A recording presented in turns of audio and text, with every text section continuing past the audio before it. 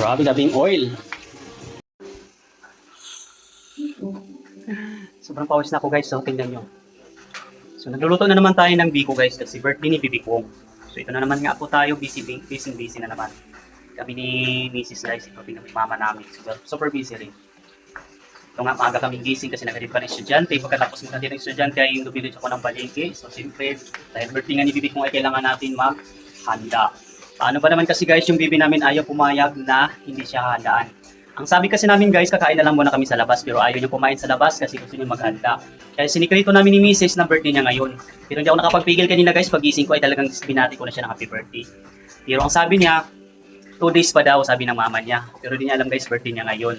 Kasi guys, ang hirap na baka mamaya doon sa school, sa classroom nila ay magyaya dito sa bahay. Wala kaming maraming handa. Kunti lang naman handa namin guys.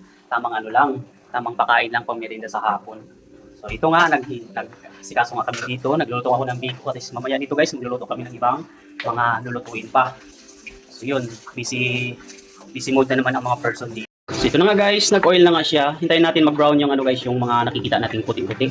Kasi ipang toppings natin yan sa biko natin mamaya. Kaya kailangan natin makitang mag-brown muna siya, mag-golden brown. Ito guys, golden brown na siya. Maya-maya konti ay tatanggalin ko na to. Tapos ilulunod ko na yung pangalawang gata. So yun guys, pawis na ako. So guys, naahon ko na nga tong ano na to guys. Tawag nito, lunok kasi tawag namin dito guys. So yun guys, so yung pangalawang gata guys, lunod na natin. So ito na yun siya, ang pangalawang gata. So yun guys, malapit na natin ilunod yung asukal guys. So guys, lunod ko na yung asukal. Nahirapan ako kasi sariling sikap yung pagbibideo ko. Hindi ako gumamit ng tripod guys. So ito na nga. Ito na nga. So yung nilagay kong asukal guys, yung hinalo natin dito ay yung kulay itim. Gusto ko kasi sa biko guys, yung ganung kulay. Ayoko yung medyo light brown na pagkabiko. Gusto ko black na pagkabiko. So haluin lang natin ang haluin hanggang lumapot siya. Ito naman yung malagkit natin dito guys.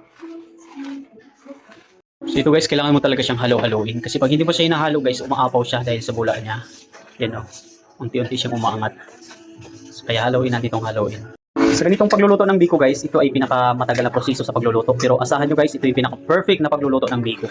Talagang dito mo makikita or maramdaman na hindi basa, hindi naman siya sobrang tuyo. Tama-tama lang. So ganito kami magluluto ng biko.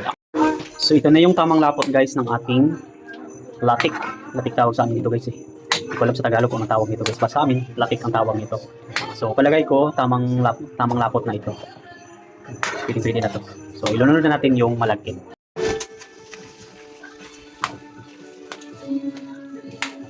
So yun guys, tapos na yung biko natin. So mamaya ako nang ahon nito. So iwan ko muna siya dyan guys ng mga ilang minutes bago natin ilipat sa lagayan.